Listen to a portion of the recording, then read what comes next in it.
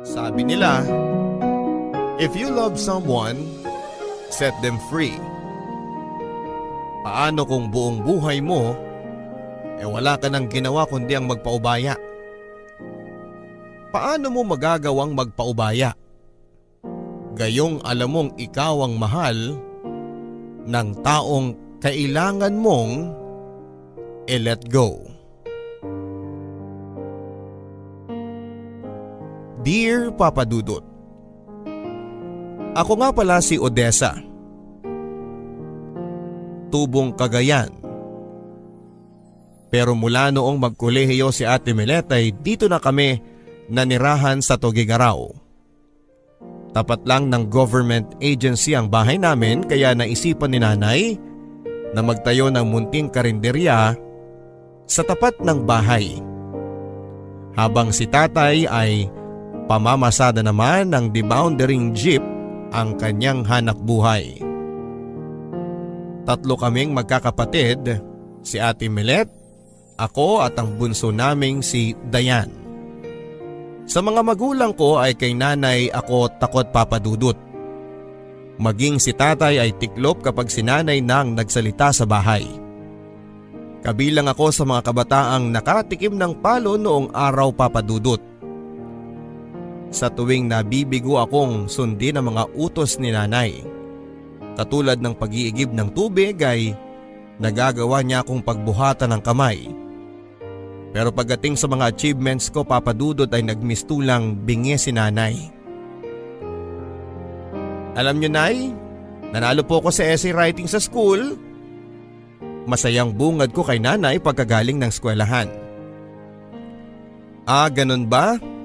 Tanging tugon niya habang abalang nagbibilang ng kinita niya sa maghapon. Eto nga yung medalya ko Nay oh. Alam niyo po tuwang-tuwa sa akin yung teacher ko kanina. Kako habang malugod kong ipinapakita sa kanya ang medalya ko. Isabit mo na lang doon sa may dingding at may ginagawa pa ako Desa. Aniya na parabang walang pakialam sa sinasabi ko. Bahagya akong nalungkot Papa Dudut nang mabatid kong tila hindi interesado si Nanay. Mabuti pa si Tatay Papa Dudut. Kapag ganoong may inuuwi akong medalya ay labis siyang natutuwa. Kapag may oras si Tatay ay libangan na niya ang kantahan kami habang tinutugtog ang luma niyang gitara. Pero ang pinakapaborito ko sa mga awitin ni Tatay Papa Dudut ay ang kantang You're the Inspiration. Gumagaan kasi ang pakiramdam ko sa paraan ng pagkanta ni Tatay. Hindi ako pinayagan ni Nanay na makipaglaro sa mga batang kapitbahay. Mabuti na nga lang at may kaisa-isa akong kalaro na siyang mismong dumadayo sa bahay Papa Dudut. Si Rafael. Katabi lang ng bahay namin ang bahay nila Papa Dudut. Kaya pagkagaling niya ng eskwelahan ay agad na niya akong pinupuntahan sa bahay upang makapaglaro kami. Saksi rin si Rafael sa kalupitan ni Nanay sa akin. Minsan nga ay siya pa ang umaawat kay Nanay sa pamamalo sa akin. Siya din ang nagsilbi kong kakampi sa tuwing pinapagalitan ako ng aking ina. Buti na lamang at hindi siya nadadamay ni Nanay sa galit niya. Tahan na Desa, huwag ka nang umiyak. Andito lang naman ako eh.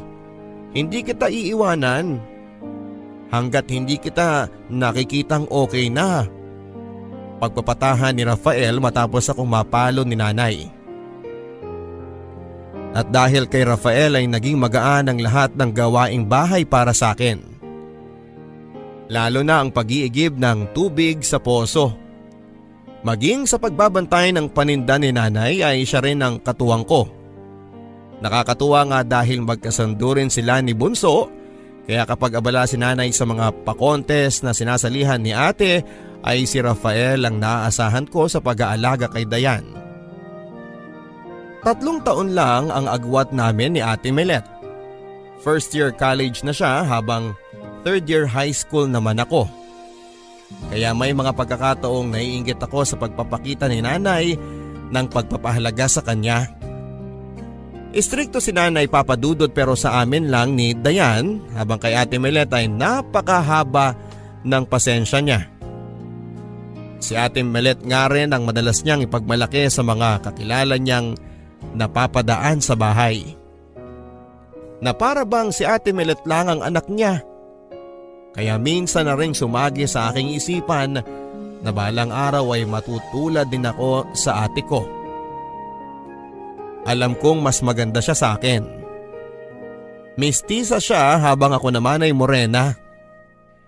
Pero Papa Dudut, naniniwala akong may ibubuga din ang ganda ko pagdating sa pagsali sa mga beauty pageant. Dahil sa pagiging unfair ni Nanay Papa Dudut ay hindi maialis sa aking magtanim ng sama ng loob. Tulad na lamang noong papalapit na ang JS prom ko. Problemado ako sa mga kung ano nga bang isusuot ko habang sa naisipan kong humiram kay Ate Melet ng dress. Gamitin mo na lang yung dress na ginamit ko sa kabilang barangay. Maganda yon at tiyak na babagay sa'yo. Nakangiting tugon ni Ate Melet. Talaga ate? Yes, type ko rin kasi yung dress mong yun eh. Salamat talaga ate ha. Bulalas ko. At sinong may sabing pwede mong ipahiram yun aber? Sabad naman ni Nanay. Hayaan mo na Nay. Malay mo maranasan din ni Desa ang sumali sa mga beauty pageant balang araw. Paano makakasali yan ang itim-itim niyan? Para akong kinurot ng katotohanang sinabi ni Nanay. Bibilhan na lang kita ng ordinaryong bestida sa palengke, Desa. Dugtong pa niya na tila ba hindi pinapansin ang sentimiento ko. Parang bumagsak ang mundo ko sa naging turing sa akin ni Nanay Papa Dudut. Matagal ko na kasing pinapangarap na makasuot ng dress na katulad ng sinusuot ni ate. Ang makasali sa mga beauty pageant na katulad niya, alam ko kasing sa ganoong paraan ay magiging proud din sa akin si Nanay. Pero malabo na atang mangyari yon, Papa Dudut, dahil sarili ko rin palang ina ang walang bilib sa taglay kong ganda. Naluluhan na lamang ako sa tuwing naaalala ko ang mga linyang binitawan ni Nanay. Malabo na raw na makasali ako sa mga beauty pageant dahil sa maitim ako. Palibhasay naman na sa kanya ni Ate Melet ang pagiging mestiza habang ang kulay naman ni tatay ang aking nakuha. Unawain mo na lang ang nanay mo, anak. Ayaw lang din kasi niyang masira yung ginagamit ng ate mo sa mga pa-contest. Medyo mamahaling kasi ang mga dress ng ate mo, anak. Kaya todo ingat lang siya para hindi na mapagastos pa sa mga susunod na mga pa-contest. At huwag mo sanang isiping hindi ka maganda, anak. Dahil hindi naman nakikita sa kulay ang kagandahan ng isang babae kundi dito. Sa kung ano ang nilalaman ng puso mo. Bahagya akong napangiti sa mga sinabi sa akin ni tatay. Hindi ko lang kasi maiwasang magdamdam tay. Kasi si Nanay parang lagi na lang si Ate Melet ang pinapahalagahan niya. Nakakalimutan niya po atang may dalawa pa siyang anak. Lagi na lang yung mga pa-contest ang inaalala niya. Hindi mo na naitatanong, anak, pangarap rin kasi ng nanay mo noong araw ang makasali sa mga beauty pageant na yan. Labis akong nagulat sa kwentong yun ni Tatay Papa Dudut. Ano pong nangyari, tay? Maganda rin naman si Nanay Oo naman. Kung hindi ko lang siguro siya nabuntis, malamang naisa katuparan na niya ang pangarap niyang yun. Marami ring nagkakandara pa sa kanya noon, anak. Puro mayayaman at anak ng bigatin pero wala Gandang lalaki lang naman ang panlaban ni tatay sa kanila. Kaya sa akin siya bumagsak. Pilyong sabi ni tatay, saka kami nagtawanan. Noon ko palang lubos na naunawaan si Nanay Papa Dudut. Kaya pala gano'n na lamang naingatan ni Nanay si Ate Melet dahil sa pamamagitan ni ate ay para na rin niyang naisakatuparan ang pangarap niya. Kung may hindi man magandang naidulot ang hindi pagiging pantay ni nanay sa aming magkakapatid, yun ay kung paano ako tratuhin ni Ate Melet na para bang hindi niya ako kapatid. Madalas niya akong utos-utusan kahit na kung tutusin ay kaya naman niyang gawin. Kapag umaangal naman ako ay si nanay ang nagagalit. Sumunod ka na lang sa ate mo. Ayoko nang masyado napapagod yan at may practice pa sila bukas sa kabilang bayan. Hindi naman po siguro siyang magkakasakit sa simpleng paglalakad sa kusina, nay. Para tubig lang naman ang kukunin. Iuutos pa niya sa akin. Aba-aba. Kailan ka pa natutong mamiloso po, Desa? Susunod ka ba o gusto mong ako mag-utos sa'yo? Pagsusungit ni nanay dahilan para mapahiya ako kay Ate Melet. Kaya minsan kapag labag na sa loob ko, Papa Dudut, ay sinusunod ko na lamang ang kung ano ang iuutos sa akin ng ate ko. Kapag may binibili din si tatay na damit ko basta nagustuhan ni Ate Melet ay automatic na para sa kanya yon. Kapag ganoon ay sila na ni tatay ang nagbabangayan. Pero kapag nagsalita na si nanay ay nagsasawalang kibo na lamang ang aming ama. Minsan tuloy ay napapaisip ako kung tunay ba akong anak ni nanay kasi sa aming magkakapatid ay lagi na lang si Ate Melet ang pinapaboran niya. Huwag ka nang malungkot, Desa. Hindi mo naman kailangan makipagkompetensya sa ganda ng iba. Dahil para sa akin, ikaw lang ang maganda at wala ng iba. Ang sabi ni Rafael na sinusubukang pag-aanin ng loob ko. Alam mo, kung hindi lang kita kaibigan iisipin kong may gusto ka sa akin. Bakit? Masama bang magkagusto sa iyo ang katulad ko? Tanong niya dahilan para matameme ako. O hindi ka na nakaimik dyan? Syempre joke lang yon para masaya, diba? Muling hirit niya saka siya tumawa ng tumawa. Maaaring biro lang yon para sa kanya, Papa Dudut. Pero tumagos kasi sa puso ko ang lahat ng binitawan niyang biro. Sa tinagal-tagal na rin kasi ng aming pinagsamahan ni Rafael ay masasabi kong hindi siya mahirap mahalin. Pero malabong mangyari yon, Papa Dudut, takot ko na lang kay nanay. Isa pa ay magkaibigan kasi ang mga nanay namin, kaya parang kapatid na rin ang turingan namin ni Rafael. Habang abala ako nagbabantay sa karinderya ay laking pagtataka ko nang matanaw ko sina ate at nanay sa kalayuan. Nakasimangot si ate habang hila-hila ni nanay ang kamay niya sa paglalakad. Bago yon sa aking paningin, Papa Dudut, dahil yun pa lang ang kauna-unahang pagkakataong makita ko silang hindi magkasundo. Nay naman, ano ba naman yung ginawa ninyo? Hindi nyo naman kailangang ipahiya yung tao ang sabi ni ate pagkarating nila sa bahay. Gamitin mo nga yung kukote mo, Milet. Sa dinami-dami ba namang lalaki, bakit yun pa? Wala naman po kaming ginagawang masama, Nay. Kawawa naman yung tao, pinahiya mo. Maluha-luhang sagot ng ate ko sa nanggagalaiti naming ina. Naawa ka sa kanya samantalang sa akin hindi. Matapos ang lahat ng sakripisyo ko sa'yo. Pagkatapos, sa ganong klase ka lang pala ng lalaki mapupunta. Wag na, aber. Hindi nyo pa naman siya nakikilala, Nay.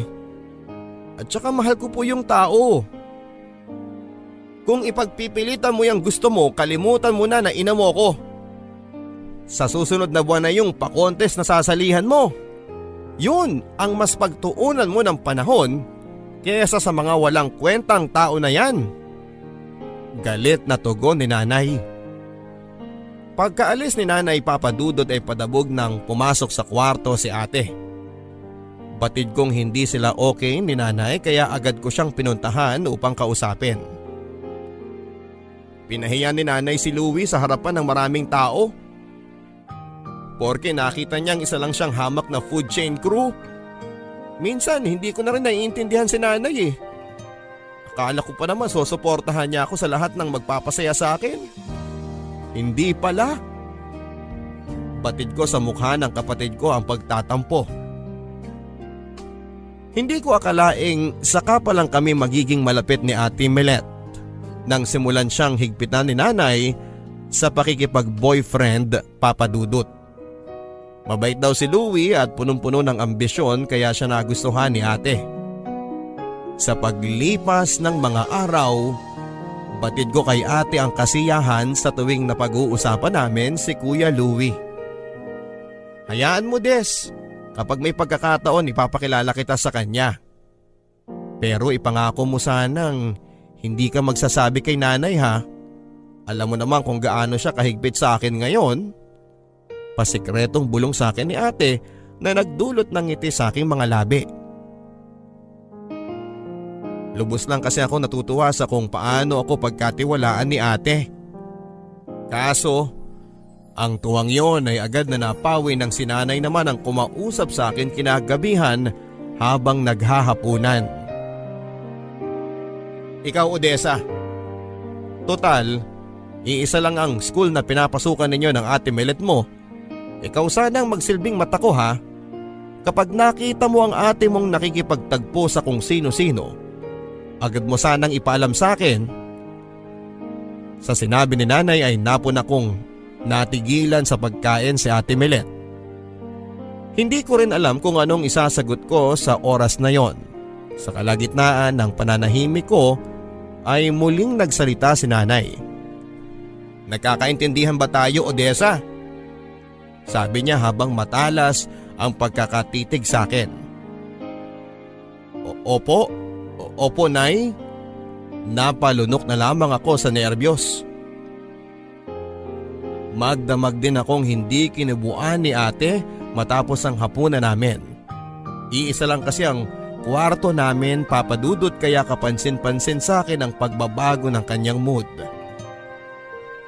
Batid ko papadudot na nag-aalangan na siya kung mapagkakatiwalaan pa niya ako. Makalipas ang ilang araw, saktong palabas ako ng gate ng eskwelahan nang matsyempohan ko si ate na may kausap na lalaki. Nang makita ko ni ate ay agad niyang binitawan ang kamay ng lalaki pero sa kabila noon ay nagpatay mali siya na lamang ako. Pauwi ka na ate? Sabay na po tayo? Hindi siya kaagad nakaimik sa naging paanyaya ko. Desa, ganito kasi yun eh. Batid kong may gusto siyang sabihin pero hindi lang niya alam kung paano sisimulan. Marahil ay natatakot siyang baka isumbong ko siya kay nanay. May lakad sana kami ng Kuya Louie mo pero nag-text na ako kay nanay. Nagdahilan na lang ako na may tatapusin akong project. Birthday kasi ng Kuya Louie mo at gusto ko sana siyang makasama. Ganun ba? Sige, kayong bahala. Kita ko sa mukha ni ate Melet ang takot sa naging tugon ko. Saglit na namagitan ang katahimikan sa amin. Sige ate, lumakad na kayo. Huwag kayong mag-alala. Wala akong nakita basta huwag ka lang sanang masyadong magpapagabi ha. Nakangiting sabi ko. Oo naman. Salamat Des ha. Sinasabi ko na nga ba't maaasahan talaga kita? Nakangiting tugon ni ate Melet saka sila nagmadaling lumakad palayo. At ganoon nga ang ginawa ko papadudot. Nang tanungin ako ni nanay ay nagsumikap akong pagtakpan si ate Melet upang hindi siya mapagalitan. Ay naku nay, makita ko lang talaga si ate na may kasamang lalaki sa school. Agad kong itatawag sa'yo.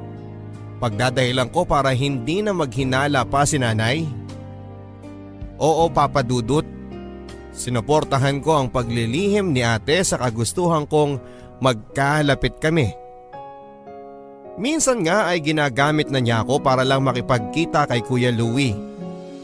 Uutusan niya ako magpaalam kay nanay na may school project lang akong bibilhin sa palengke.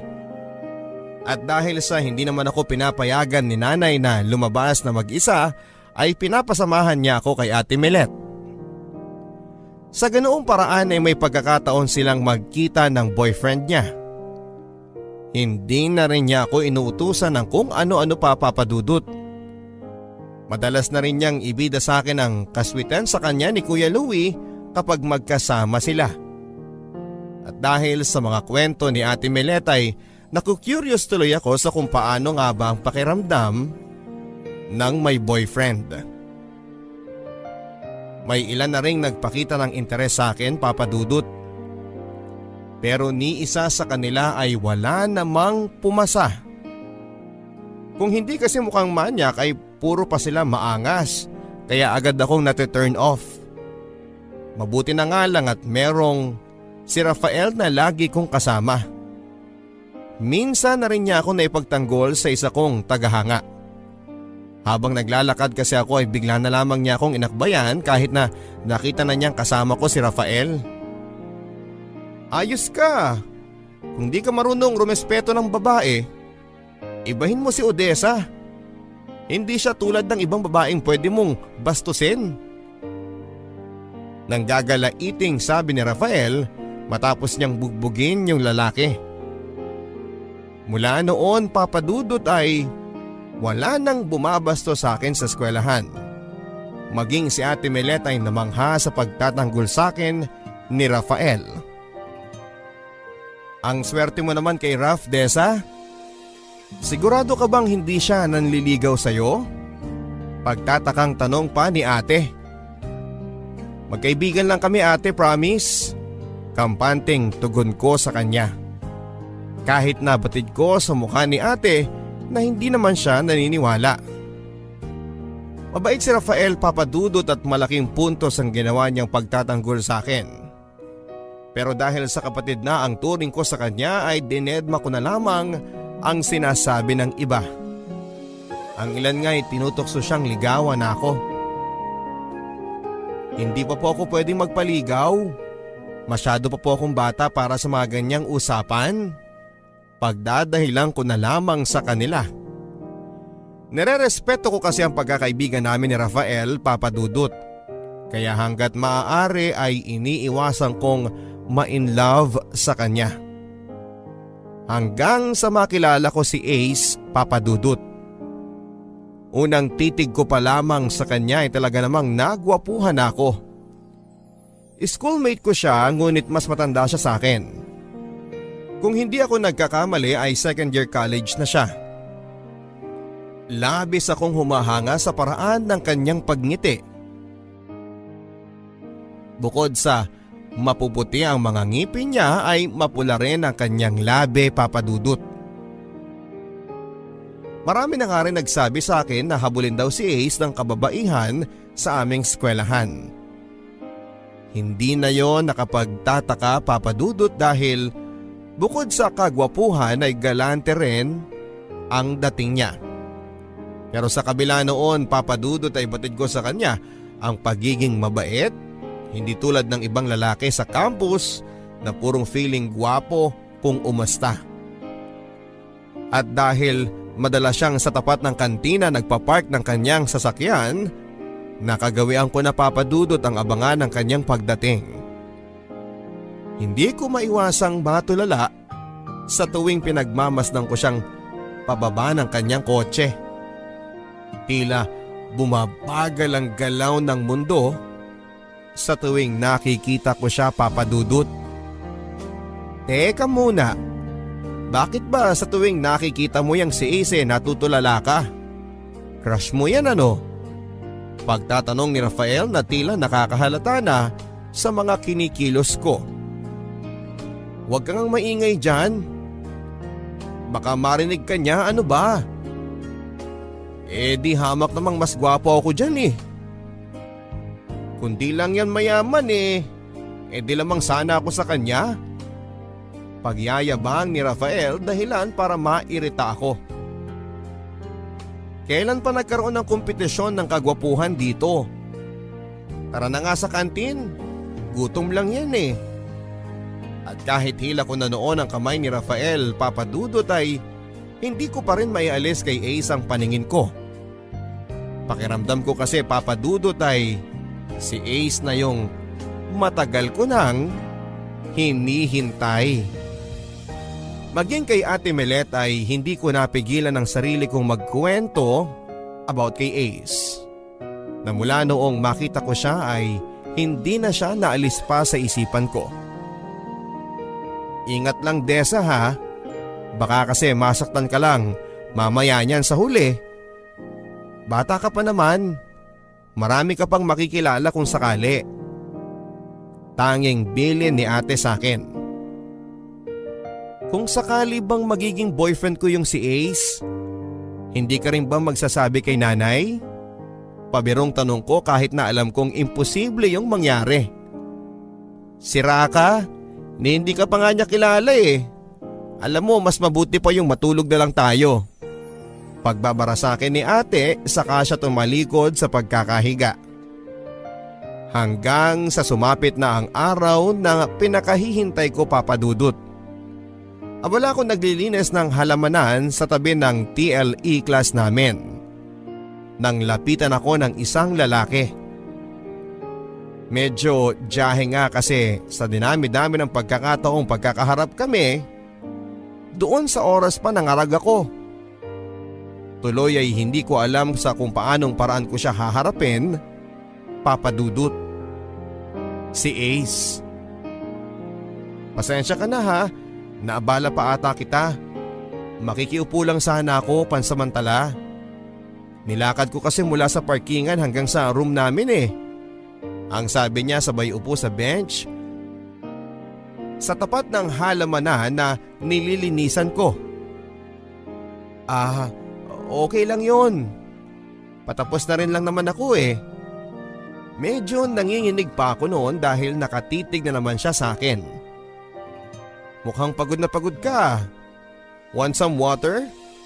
Eto oh. Aniya sabay alok sa akin ng isang bottled water na tila na inuman na niya. Okay lang din naman sa akin yon, Papa Dudut. Maganda nga yun eh. Para kapag uminom ako doon eh, para ko na rin siyang nahalikan. Ace nga pala.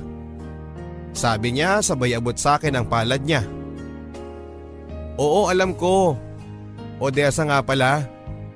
Pasensya na ha, hindi kita ma-shake hands sa ngayon. Madumi kasi ang kamay ko. Alam mo na ang pangalan ko? Ikaw ha? Kinakabahan ako noon, Papa Dudut. Hindi ko alam kung anong pwede kong idahilan sa kanya. Mabuti na lamang at naalala ko yung kotse niya kung saan ay nakadikit yung pangalan niya. Eto naman, di ba nga may nakadikit na sticker sa likod ng kotse mo? Agad ko nang nagets ang pangalan mong yun. Pagdadahilan ko na tinatawanan niya kaya lalo akong kinabahan. So stalker pala kita ngayon? Hindi. Kasi ganito yun.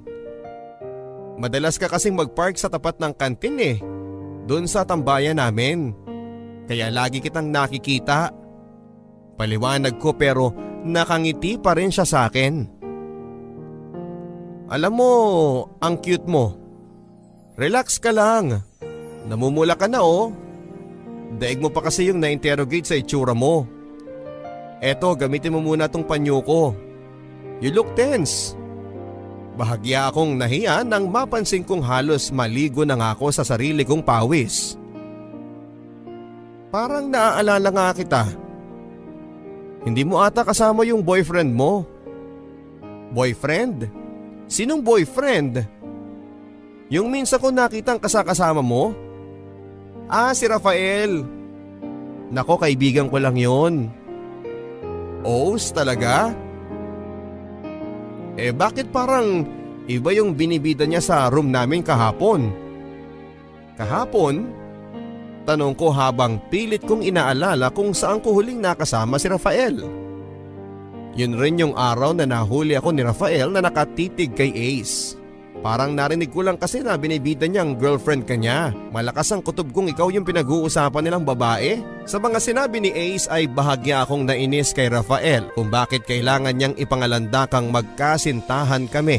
Para kasing plinano niyang iparinig kay Ace ang lahat. Ganon pa man, Papa Dudut, ay damang-dama ko pa rin yung kilig nang abutin ko ang panyong inabot sa akin ni Ace. Nang nakaalis na siya ay saka pa lang ako nagkaroon ng pagkakataon na amuyin ang panyong binigay niya. Para ba akong lumulutang sa kinakatayuan ko, Papa Dudut, nang malanghap ko ang amoy ng pabangong kumapit sa kanyang panyo. Kasalukuyan akong nangongopya ng notes ko sa kantina nang makatanggap ako ng text mula kay Rafael. Nasaan ka na?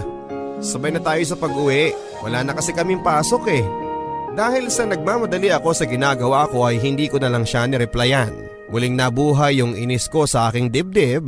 Naalala ko na naman kasi ang tungkol sa kwento ni Ace na pinapalabas ni Rafael na boyfriend ko siya hanggang sa muling tumunog ang cellphone ko. Uy, reply naman dyan. Sasabay ka ba sa akin sa pag-uwi? Libre kita ng ice cream sa mall bago tayo umuwi. Re-replyan ko na sana siya noon na mauna na. Yun nga lang ay hindi nag-send ang text ko. Uy Desa, bilisan mo naman. Hindi ka pa ba tapos dyan sa notes ko? Kailangan ko na kasing umuwi eh. Biglang salita sa akin ang kaklase kong may-ari ng kinokopya kong notes kaya hindi na ako nakapag-reply pa.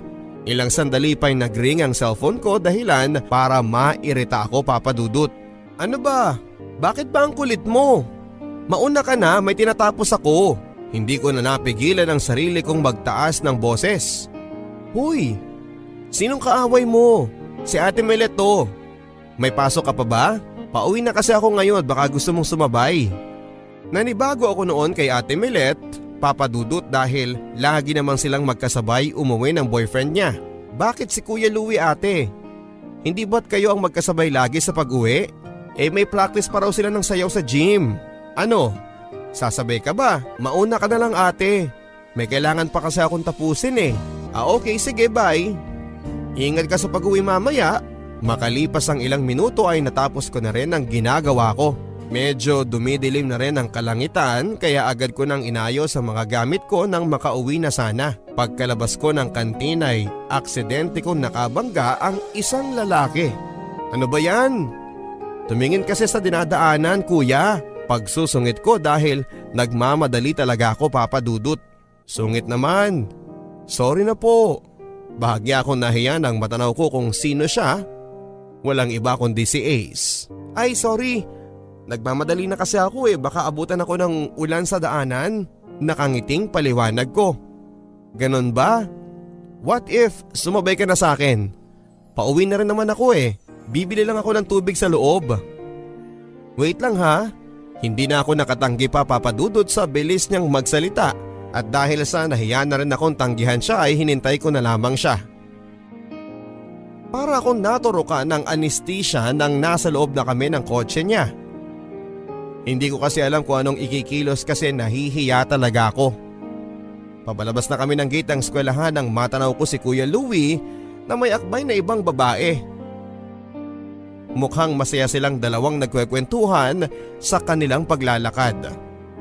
Hindi ko alam kung anong mararamdaman ko ng mga oras na yon. Hindi ako pwedeng magkamali sa mga nakita ko Papa Dudut.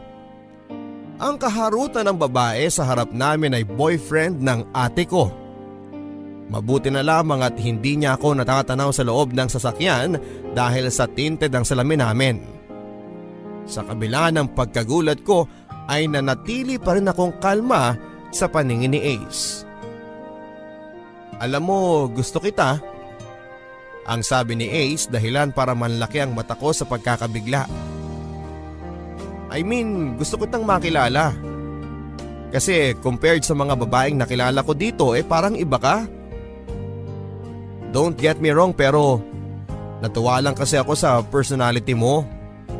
Parang ang bait mo lang kasi. Nung unang meet natin tapos all of a sudden biglang ang sungit mo kanina.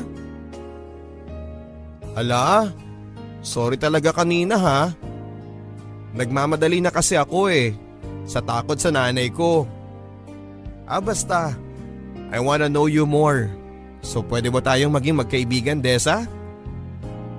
Hindi ako kaagad nakasagot sa sinabi niyang yon, Papa Dudut. Pero sa loob-loob ko'y halos mamatay na ako sa kakiligan. Oo naman, pero wala bang magagalit kung sakali? Yung GF mo.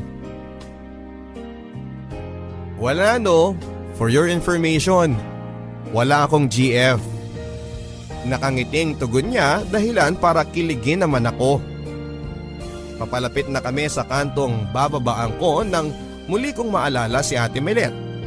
Panigurado kasing wala siyang ideya sa kalokohang ginagawa sa kanya ni Kuya Louie. Pero ang inaalala ko Papa Dudut ay kung sa paanong paraan ko sasabihin sa kanyang mga nakita ko. Sigurado ka bang dito na lang kita ibababa? Ang tanong ni Ace pagkahinto niya ng kotse sa kanto. Oo, baka kasi makita ako ni nanay Mas lalo pa akong malagot. Salamat nga pala ha. Nakangiting tugon ko sa kanya. Sa paglalakad ko pa uwi sa amin, Papa Dudut, ay gano'n na lamang ang gulat ko nang may magsalitang lalaki sa likuran ko. Kaya pala ha, kaya ba hindi mo ko sinasagot sa mga text ko dahil magkasama na kayo ng dream boy mo? Ang sabi ni Rafael na parang umaastang boyfriend ko.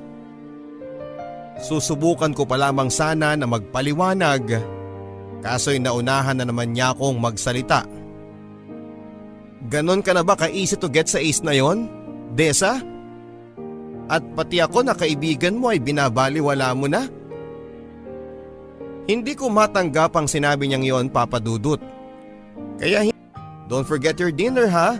Ang text na yon ni Ace ang siyang nagbalik ng ngiti sa aking mga labi, Papa Dudut. At doon na nga nagsimula ang kulitan namin. Dahil kay Ace ay muling gumanda ang mood ko. Madalas ko na rin siyang makasama sa school at nakakataba lang kasi ng puso kung paano siyang magmalasakit sa akin. Nakakailang lang kasi kapag magkasama kami ay pinagtitinginan kami ng ilang kababaihan sa eskwelahan. Pero ang inaalala ko noon ay baka makita na kami ni Ate Melet at baka kasi kung ano ang isipin niya, Papa Dudut.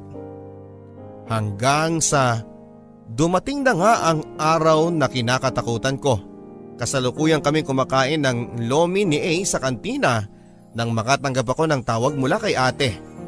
Uy Odessa, tama ba yung naririnig ko?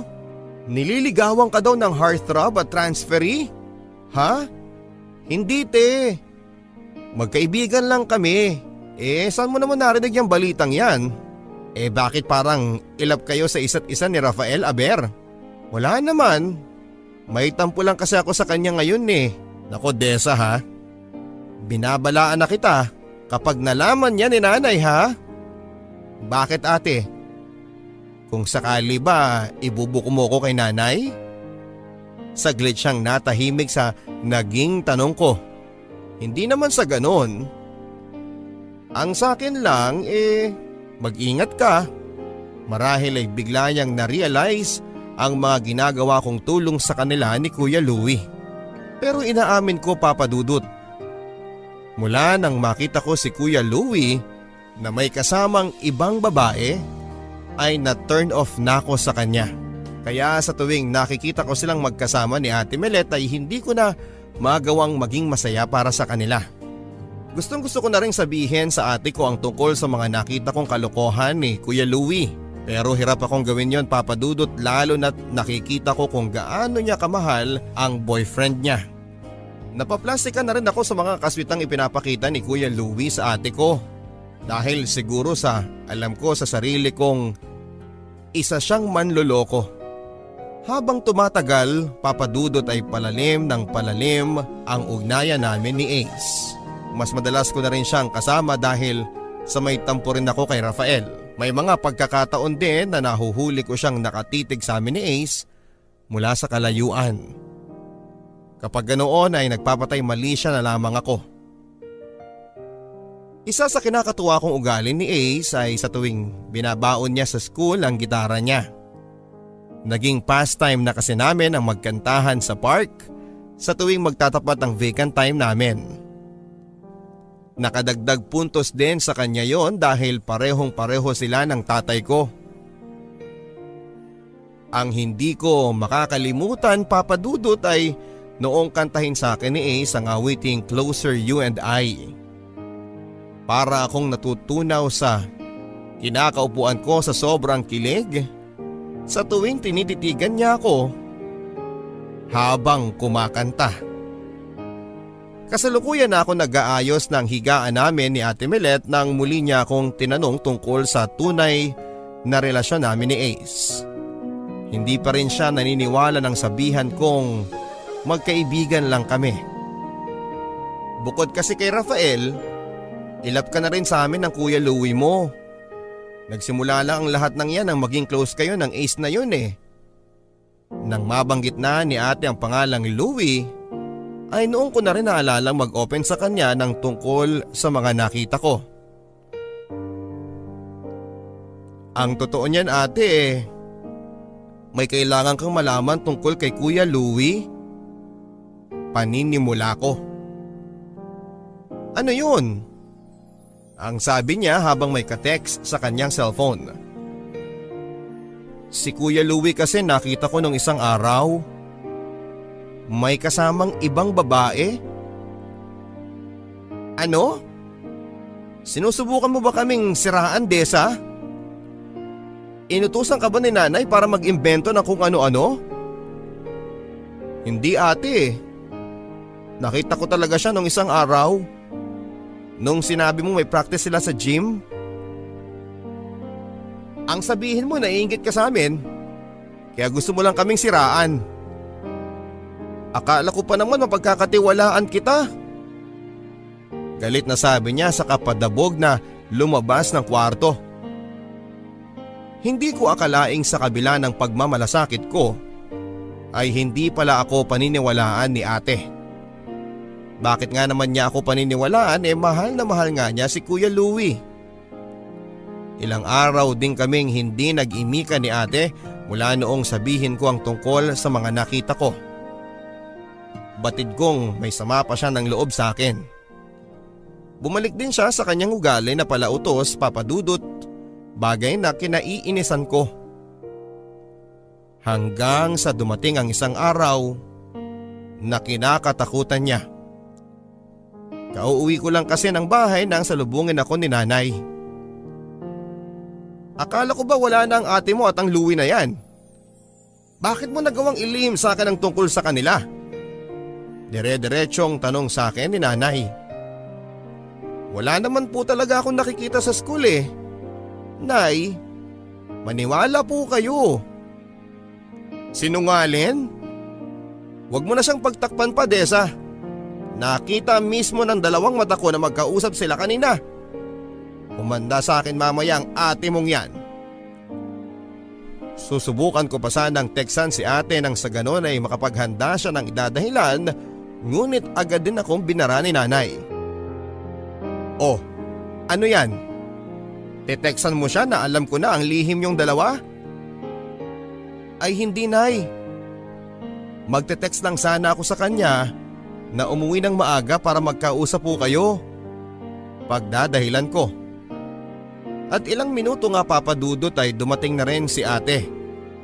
Maging siya ay nagulat nang salubungin siya ni nanay na sobrang galit. Ganon na lamang ang sama ng titig sa akin ni ate habang sinesermo na ni nanay. Huwag kayong mag-alala, Nay. Kinalasan ko na siya. Kinalasan ko na ho ang manlulokong yon. Maluhaluhang sagot niya kay nanay. Naniniwala ka na sa akin, ate? Nang lalapitan ko siya ay agad na siyang naglakad papunta sa silid namin. Hindi na rin nakaimik pa si nanay nang sabihin ni ate na kinalasan na niya si Kuya Louie. Tuloy ay hindi ko alam kung sa paanong paraan ko kakausapin si ate. Magagabi na nang marinig kong kinakausap siya ni nanay sa kwarto. Anak naman, sana gamitin mo din ang isipan mo. Matatanggap ko sana ang pakikipag-boyfriend mo kung pinipili mo ang lalaking sinasagot mo. Sayang lang ang ganda mo sa mga ganong klase ng lalaki. Dapat doon ka sa tulad mo ring may ibubuga. Sa itsura pa lang. At dapat may kaya.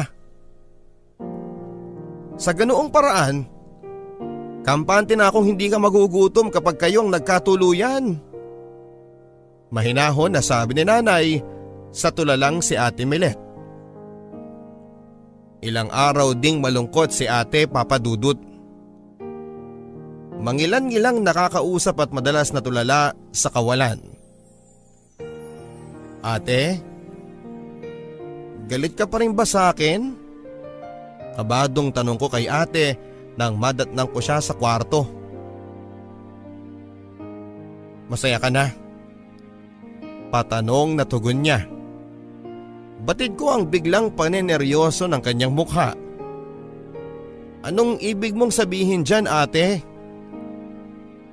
Hindi ka nagtagumpay na siraan kami ni Louie. Kaya sinumbong mo na lang ako kay nanay? Tama ba ako? Alam mo, Odessa, minsan hindi na kita maintindihan.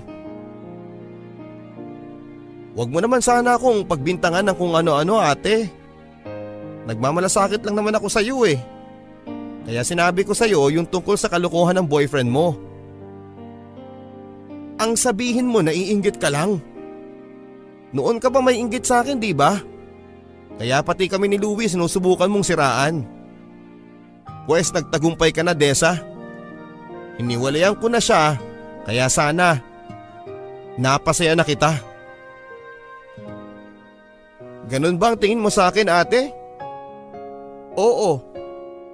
Matagal na akong naiinggit sa iyo pagdating sa atensyon ni nanay. Dahil puro na lang ikaw at ikaw ang naaalala niya. Na para bang ikaw na lang ang anak niya. Pero hindi ako tulad ng iniisip mo, ate. Hindi ko magagawang gumawa ng kwento para lang masaktan ka. Sinuportahan ko pa nga kayo, di ba? Etong pag-o-open ko sa'yo ng kalokohan ni Kuya Louie, ate. Hindi ko ginagawa ito para pasakitan ka. Ginagawa ko ito para malaman mo ang katotohanan. At para hindi na magtagal pa ang panloloko niya sa'yo.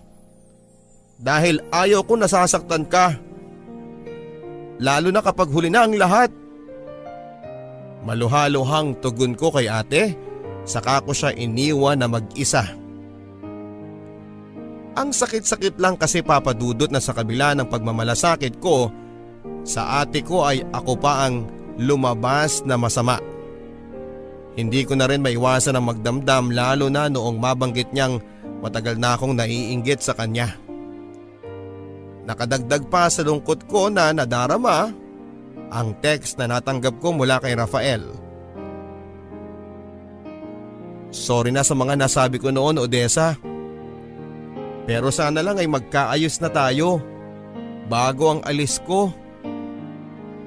Sasama na kasi ako kay mama sa Kabanatuan. Baka doon na rin ako magpatuloy ng pag-aaral. Kahit malayo ako sa'yo, pagkakatandaan mo na walang magbabago sa akin. Text o tawagan mo lang sana ako kung kailangan mo ng makakausap. Paalam, Desa. Mami-miss kita. Gustuhin ko man siyang pigilan sa kanyang pag-alis, Papa Dudut, ay alam ko namang wala na akong magagawa pa. Kaya hinayaan ko na lang siya. Maging kay Ace, Papa Dudut, ay hindi na naikubli ang pinagdadaanan ko sa buhay. Naluluha pa rin ako sa pagkukwento sa kanya ng naging sagutan namin ni ate. Okay lang yan. Lilipas din yan, Desa. Bigyan nyo lang muna ng panahon ang isa't isa na mag-isip. Magiging maayos din ang lahat sa pagitan ninyo. Trust me. Salamat ha, kasi hindi ka nagsasawang makinig sa akin. Ano ka ba naman? Wala yun. Ay nga pala, palagi ko itong nakakalimutang sabihin sa'yo. Pwede ba kitang pasyalan minsan sa bahay ninyo? Hindi ko napagandaan ang sumunod niyang tanong sa akin, Papa Dudut. Gusto ko yung ideyang papasyalan niya ako sa bahay, pero ayaw ko namang mapasama kay nanay kapag nagkataon. Ha? Hindi ganun kadali eh. Alam mo naman ang sitwasyon ko kay nanay, hindi ba? Mamamasya lang naman, hindi ba? At saka wala naman tayong ginagawang masama. Eh di kapag tinanong niya, sasabihin ko na magkaibigan lang tayo kahit na hindi. Joke. Ang sabi niya dahilan para muli akong matawa sa kilig. Saka na lang siguro. Gusto mo bang mapagalitan ako sa harap mo? Diyahe yon, kaya wag na please. Ang tanging sagot ko na tinugunan na lamang niya ng pagkibit balikat. Ang buong akala ko, Papa Dudut, ay pakikinggan ako ni A sa pakiusap ko. Kasalukuyan ako naghihimay ng gulay ng panghapunan nang bigla akong tawagin ni nanay sa sala. Odessa, halika nga dito. Nang tunguhin ko si nanay ay laking gulat ko nang makita ko nakatayo na si Ace sa harap niya sa may pintuan. Kilala mo ba siya? Kaibigan mo daw. Seryoso ang tinig ni nanay kaya bahagyang bumilis ang pintig ng puso ko. Opo nay, si Ace po, kaibigan ko po. Pagkatapos noon ay agad nang nagmano si nanay kay Ace sabay abot ng isang kahon ng cake. Habang nagkwekwentuhan kami ni Ace ay batid kong tinatawanan niya ang itsura kong kinakabahan. Relax ka lang. Mukhang okay naman sa akin ang airmat mo eh. Matapos siyang hainan ni Bunso ng merienda ay agad na sumunod si nanay. Muli na namang bumilis ang pintig ng puso ko nang maupo siya sa harap namin. Ilang sandali pa ay ini-interview na siya ni nanay. Batid ko sa impresyon ng mukha ni nanay na nagigiliw siya sa mga naisasagot sa kanya ni Ace. Ilang sandali pa ay lumabas si ate mula sa aming silid upang tunguhin ang kusina at kapansin-pansin kay Ace ang pagkagulat nang makita niya si ate na tila ba nagagandahan siya rito. Nang makita ni nanay ang pagsunod tanaw ni Ace kay ate ay muli siyang nagsalita. Yan naman si Milet, ang ate ni Odessa. Ang ganda niya diba? Ilang beauty pageant na ang sinalihan niya at puro panalo. Sa naging kwento ni nanay patungkol kay ate bahagya akong nanliit sa kinakaupuan ko. Ang isa pang kinakainisan ko ay kay ate Melet na umikot ang kwento ni nanay. Kung hindi ako nagkakamali para bang nirereto nito si ate Melet kay Ace. Magkasing ganda lang pala sila ni Odessa. Morena si Odessa habang mistisa naman ang ate niya. Pagsisingit sa akin ni Ace. Pero wag ka ha. Mula pagkabata pa lang niyang si Melet alagang-alaga na ang kutis niyan. Marami nga nagkakagusto sa kanya kasi walang pumapasa sa akin. Pero kung sakaling liligawan mo siya masasabi kong pasado ka kagad sa akin iho. Ang sabi ni nanay habang halakhak ng malakas. Tama nga ang kutob ko papadudot. Pasimpleng nirereto ni nanay si Ace sa ate ko at hindi ko gusto yon. Melet, tawagin mo ang ate mo dito nang maipakilala ko kay Ace. Pwede mo na sigurong ituloy ang ginagawa mo sa kusina. Sa naging utos ni nanay ay hindi ko na maiwasan ang mairita. Pagkakaalam ko po na bisita ko po si Ace. Hindi naman po tamang basta ko na lang siyang iwanan, di ba? Hay nako, ipaubaya mo na lang siya kay ate Melet mo. Hala sige, pumunta ka na ron at tawagin mo ang ate mo. Isa pa sa kinaiinis ko ay para bang walang ginawa si Ace para kontrahen si nanay. Parang gusto niya yung ideya na binubugaw na sa kanya ng nanay ko ang ate ko. Gagalaw ka ba o hihintayin mo pang magalit ako? Muling sabi ni nanay habang hindi pa rin niya inaalis ang ngiti sa kanyang labi. Labag man sa loob ko papadudot ay sinunod ko na lamang ang utos ni nanay. Maging si ate ay nagtataka nang ipatawag siya sa akin ni nanay. Natigilan din siya noong makita niya si Ace na kausap ni nanay. OMG Desa! Anong ginagawa niya rito? Teka. Okay naman bang itsura ko? Sandali lang at magpupulbo ko ha? Sa nakita kong reaksyon ni ate papadudot ay lalong sumidhi ang galit sa dibdib ko. Nagsiselos na ata ako at hindi ko maiwasang maluha habang tinatanaw ko mula sa kusina kung paano magkapalagayan ng loob sina ate at si Ace. Sa nakikita ko ay hindi ko maiwasang magtanim muli ng samaan ng loob kay nanay. Bakit parang wala siyang pakialam sa nararamdaman ko? Bakit parang okay lang sa kanyang nasasaktan ako? Sa amin na rin naghapunan si Ace ng gabing yon. Hindi ko maiwasang mainis habang kaharap ko si Ace na katabi ang ate ko. Parang gusto kong magwala ng oras na yon papadudot. Parang gusto kong ihage sa harap nila ang lahat ng nakahain sa mesa. At dahil sa hindi ko na makayanan ng sakit ay binilisan ko na lamang ang kain saka ako kaagad na tumungo sa kwarto. Hindi ko na napigilan ang pag-iyak sa sakit ng nararamdaman ko. Papadudot. Tanging ang 4 na sulok lang ng silid ko ang saksi sa paghihirap ng damdamin ko ng mga oras na yon. Kinabukasan ay sinadya ko talagang huwag munang magawi sa kantina. Panigurado kasing andon si Ace at hanggat maaari kasi ay ayaw ko muna siyang makita papadudot. Lumipas ang buong maghapon na wala man lang ako natanggap na text o tawag mula kay Ace. tila tuluyan na ngang naagaw ni Ate Milet ang atensyon niya, kaya ako, itsapuwera na. Hindi ko rin maiwasang mainis tuwing nakikita ko si ate na nakangiti habang kateks o katawagan siya. Feeling ko kasi papadudot ay si Ace ang nagbibigay ngiti sa kanya.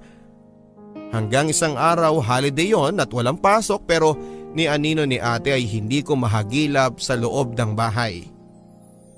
Lumabas ang ate mo. Niyaya daw siya ni Ace na kumain sa labas. Tugon ni nanay sa akin habang abala sa panonood ng TV. Pinayagan niyo, Nay? At bakit naman hindi, aber? Kilala ko naman niyang si Ace at sigurado naman ako na siya ang gagasto sa date nila ng ate mo. Sa sinabi ni nanay ay kumpirmado ngang gusto niya si Ace para kay ate. Nang gabing yun ay wala akong inabangan kundi ang pag-uwi ni ate hanggang sa marinig ko na si tatay na tila hinahanap si ate. Anong oras na? Bakit wala pa yung panganay mo? Tanong nito kay nanay. Bukas na raw siya makakauwi. Obvious naman diba hindi maganda yung panahon. At saka huwag kang mag-alala dahil si Ace naman ang kasama niya kaya safe ang anak mo. Sa narinig kong tugon ni nanay ay hindi ko naman maiwasang maluha sa sobrang inis, papadudot. Bakit ganon? Bakit lagi na lang ako nagpapaubaya para sa kaligayahan ng ate ko? Bakit lagi na lang kaligayahan ko ang naisasakripisyo?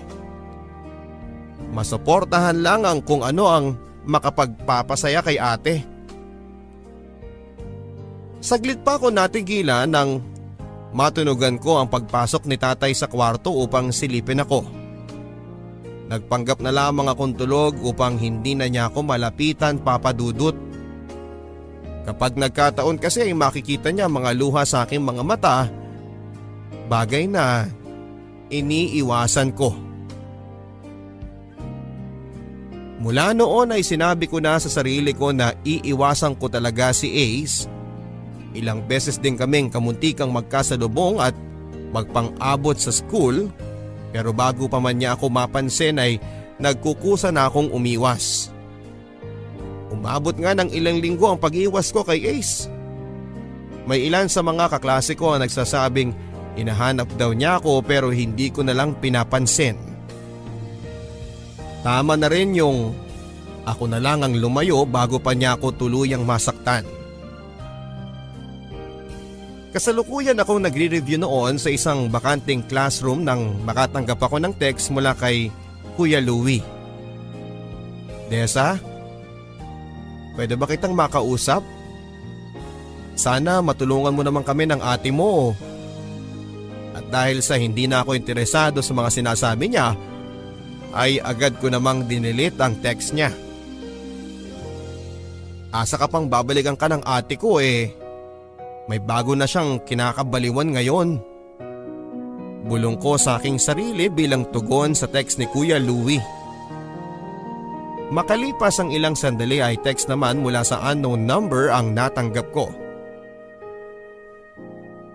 Hi Desa, kumusta ka na? Iniiwasan mo ba ako?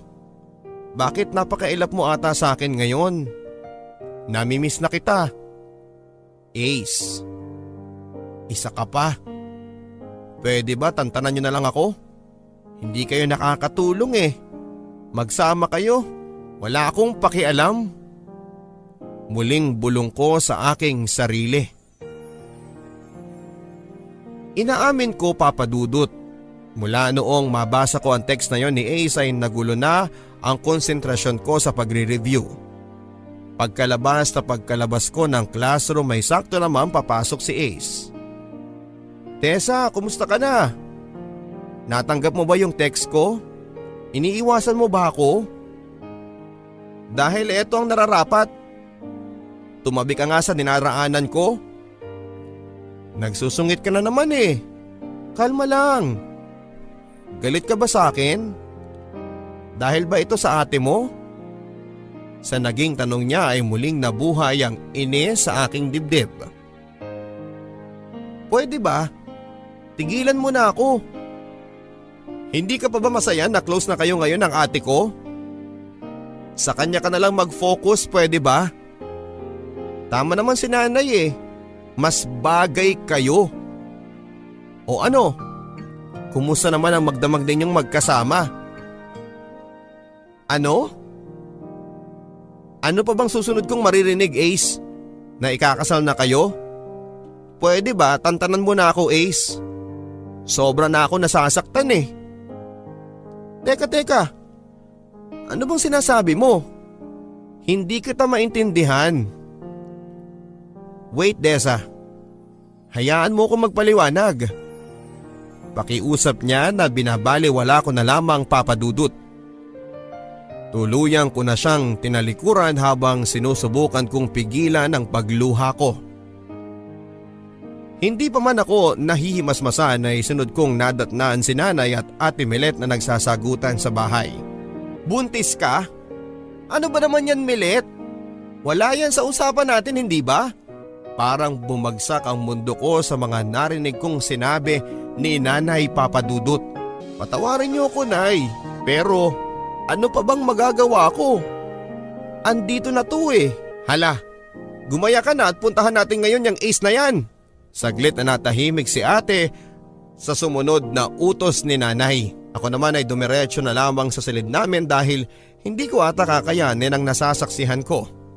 Nay, sorry pero hindi po si Ace ang ama nitong dinadala ko. Patawarin niyo po ako, Nay. Hagulhol na tugon ni ate dahilan para matigilan ako, Papadudot. Maging si nanay ay halos mabaliw sa galit sa naging revelasyon ni ate. Hindi si Ace? Sino yung ama niyang batang yan? Sumagot ka. Si Louie po, Nay. Si Louie po. Nagkabalikan na po kami. Pa rin ang minamahal ko, Nay. Walang hiya ka?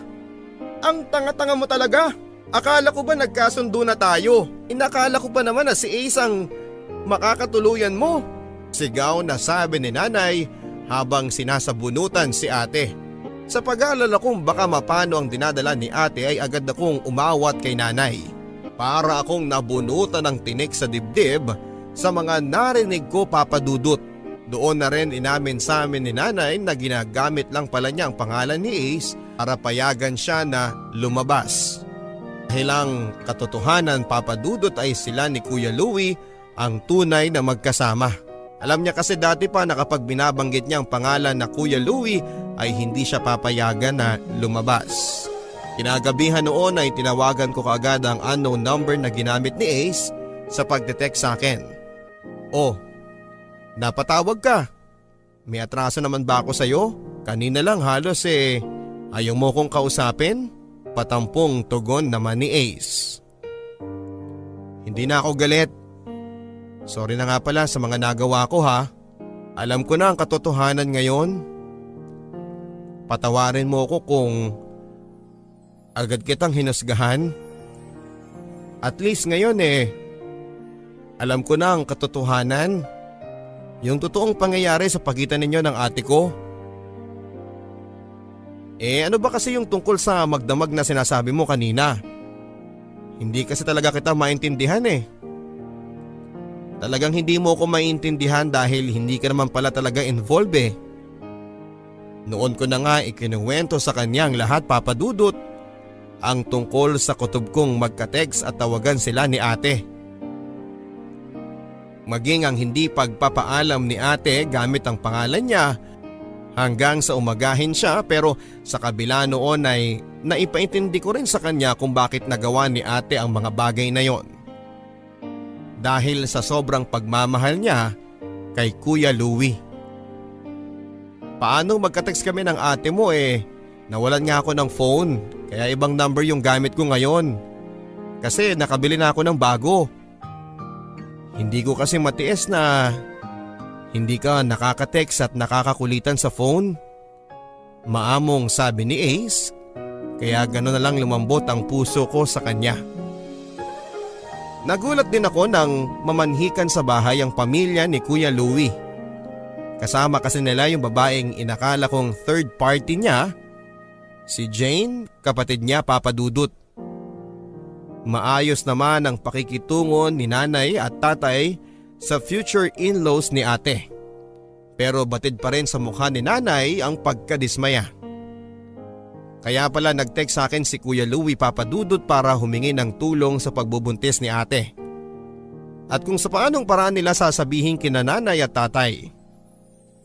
Kami naman ni Ace ay nagbalik na sa dati Papadudot. Ay mali, dahil higit pa sa dating samahan ang merong kami sa ngayon. 3 years na kaming magkasintahan ni Ace Papadudot at kailan lang noong ayain niya ako ng kasal. Pumayag akong makasal sa kanya sa isang kondisyon.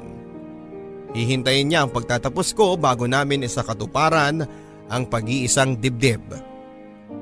Sa ngayon ay suportado rin niya ako sa pagsali-sali ko sa mga beauty pageant. Maging si nanay ay natutuwa na rin sa mga achievements ko at masaya din siya na ako nagpatuloy sa pangarap niya na sinimulan ni Ate Melet ko. Sa ngayon Papadudot ay masaya kami sa aming kasalukuyang pamumuhay. Open din si A sa bahay maging kay nanay. Habang si ate naman ay ibinukod na ni Kuya Louie ng tirahan bago siya sumampa ng barko bilang seaman. Maraming salamat Papadudot at sana ay mabigyan din ng daan upang mapakinggan ng sambayanan ang kwento ng buhay at pag-ibig ko. Sana ay nakapulutan ito ng inspirasyon ang kwento kong ito sa mga tagapakinig ninyo. Lubos na gumagalang ang inyong kapuso, Odessa. Ang Barangay Love Stories na inyong napakinggan ay sa direksyon ni Michelle Batan, sa pagsasalaysay at paglalapat ng tunog ng inyong si Papadudot. Ang ating theme song na alaala naman ay inawit ni Jimmy Horado. Ito po ang mga kwento ng pag-ibig, buhay at pag-asa sa Barangay Love Stories. Mga kwento ng pag-ibig, kwento ng pag-asa at mga kwento ng buhay dito sa Barangay Love Stories. Love Stories. Love.